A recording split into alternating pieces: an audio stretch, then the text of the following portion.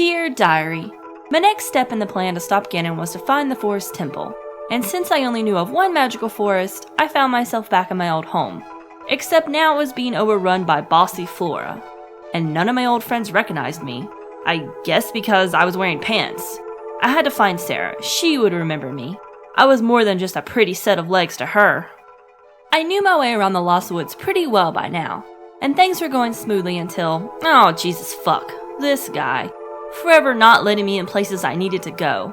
I called Sarah on the ocarina phone in front of him, and he seemed a bit shocked that I actually was Sarah's friend, and he finally let me pass. Poor bastard. His entire memory was failing. It's only been 7 years, man. I braced myself for the werewolf that I knew was hiding at the entrance of the Sacred Meadow, but he wasn't there. Instead, I ran into these intimidating Minotaur guards. Well, mostly Minotaur. They looked a tiny bit like gingerbread men to me. See their gumdrop eyes? I thought I had to run by them for some reason, but that was clearly not working, regardless of my many attempts. I did finally figure out the hookshot was my best friend in this situation, especially for spearing them in the butt. At the door to the forest temple, Ninja Zelda showed up and recited some vague poem about time, and taught me a song that allowed me to warp to the temple.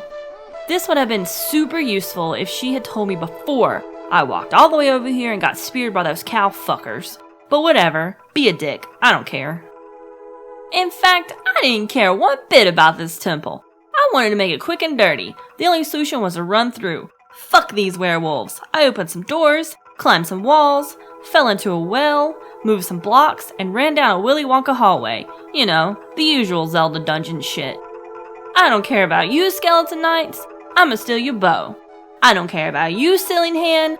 I'ma steal your boss key. And above all, I really don't care about you, ghosts. I'ma steal your elevator.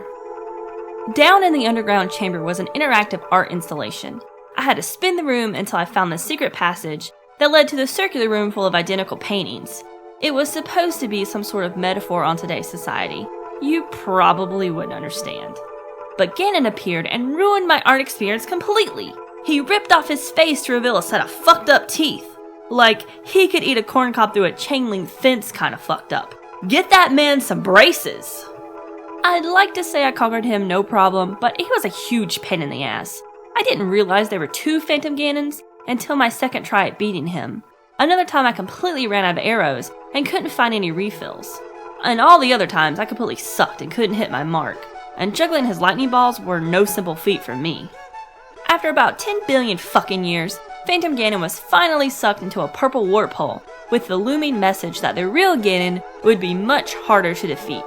Oh, no worries. I plan on stocking up on all the heart containers, bottled fairies, and magic spells that I can get my tiny little hands on before the big fight. Getting the cheap upper hand for the win! I was then taken back to the Chamber of Sages where Sarah appeared and revealed she was the forest sage all along. And now she must live on this little green circular platform for the rest of her life. Good luck going to the bathroom, Sarah! And then I was transported back to the dead Dooku tree. This game really has to stop dragging me to random places without my permission. Oh, look. Since I defeated the evil, a new Dooku tree had sprouted. The perfect time to stomp on it before it gets too big. But that motherfucker came alive and gave me this long-ass tale basically explaining that I'm not a Kokiri, but a Hylian. Nah, you think? Taking lessons from the owl, are we? I had to leave the village if I was going to look for the next temple sage, but that meant an incredible amount of walking around Hyrule. Geez, maybe it was time to look into that transportation system I've been whining about. Maybe a certain horse was old enough now. I went to check out Lon Lon Ranch and learned that it was being run by a guy who was clearly evil, but I was glad to see the animals were finally under control and not running around all willy-nilly loose on the farm. I paid 10 rupees to Roddy Pana and then challenged the new owner to a little race around the track. Winner keeps Ipana. After beating him twice, he decided it was for the best if I came to live with him at the ranch, purely as his prisoner. I could leave, never. So Ipana and I jumped the fence and raced into the sunset, never looking back. Fuck that noise. Freedom never looked so great.